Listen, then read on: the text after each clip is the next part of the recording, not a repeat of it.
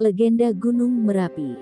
Gunung Merapi berada di Kabupaten Sleman, Provinsi Daerah Istimewa Yogyakarta dan di beberapa kabupaten di Provinsi Jawa Tengah seperti Kabupaten Magelang, Boyolali, dan Klaten.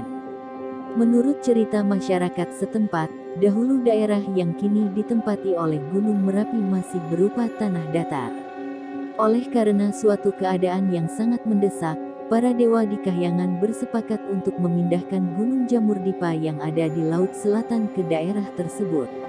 Namun setelah dipindahkan, Gunung Jamurdipa yang semula hanya berupa gunung biasa tidak aktif berubah menjadi gunung berapi. Apa yang menyebabkan Gunung Jamurdipa berubah menjadi gunung berapi setelah dipindahkan ke daerah tersebut? Ikuti kisahnya dalam cerita asal mula Gunung Merapi berikut ini. Alkisah. Pulau Jawa adalah satu dari 5 pulau terbesar di Indonesia. Konon, pulau ini pada masa lampau letaknya tidak rata atau miring. Oleh karena itu, para dewa di Kahyangan bermaksud untuk membuat pulau tersebut tidak miring. Dalam sebuah pertemuan, mereka kemudian memutuskan untuk mendirikan sebuah gunung yang besar dan tinggi di tengah-tengah Pulau Jawa sebagai penyeimbang.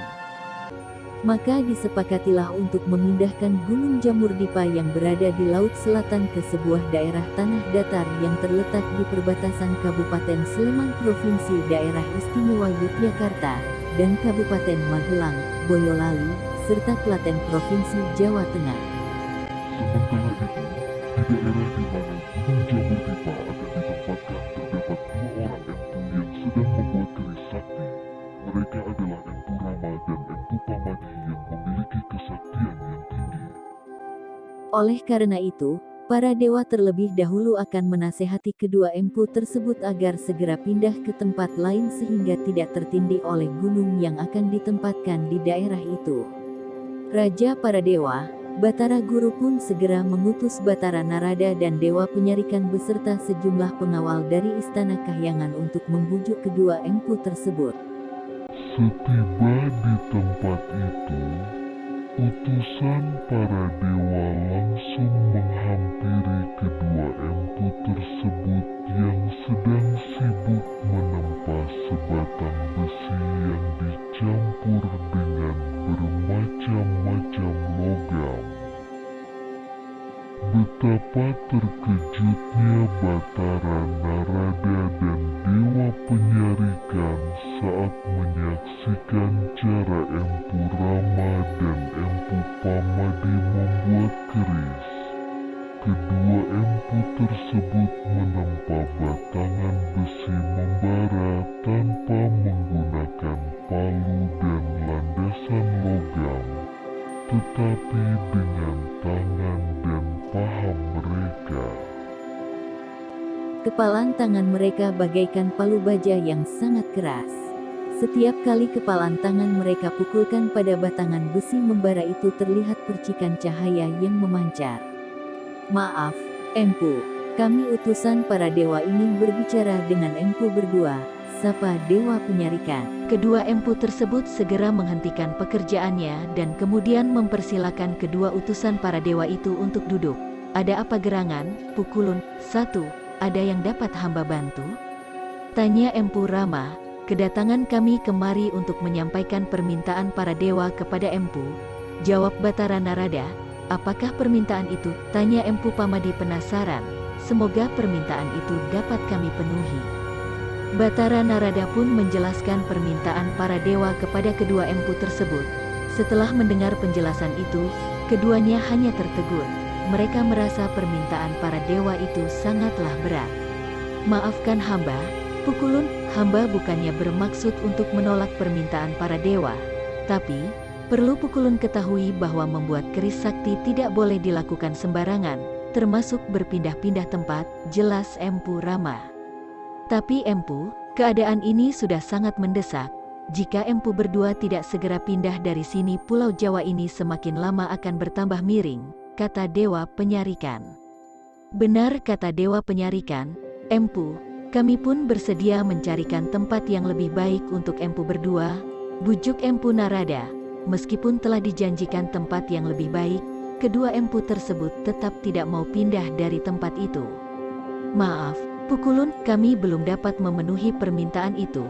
Kalau kami berpindah tempat, sementara pekerjaan ini belum selesai, maka keris yang sedang kami buat ini tidak sebagus yang diharapkan.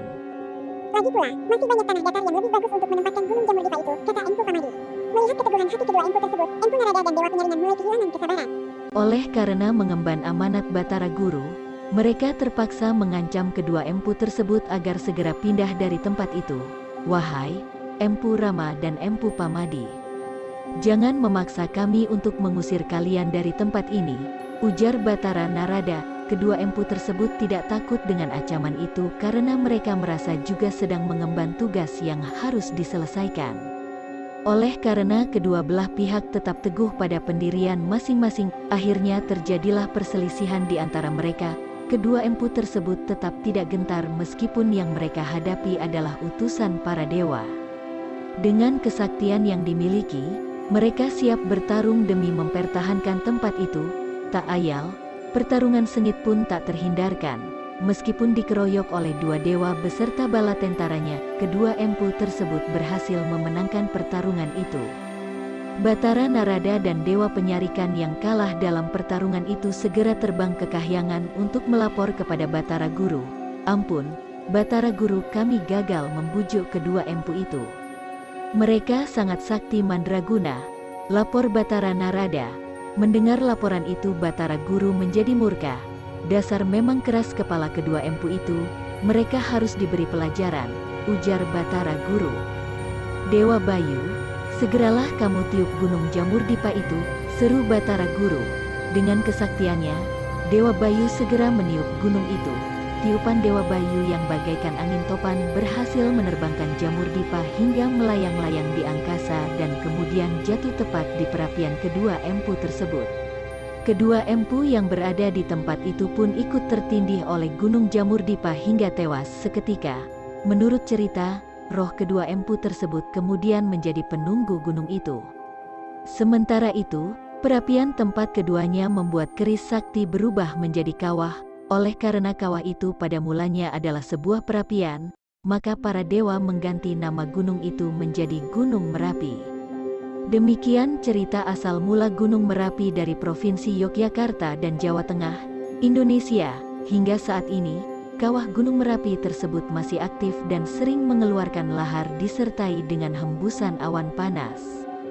Sejak tahun 1548, gunung berapi ini sudah meletus sebanyak kurang lebih 68 kali.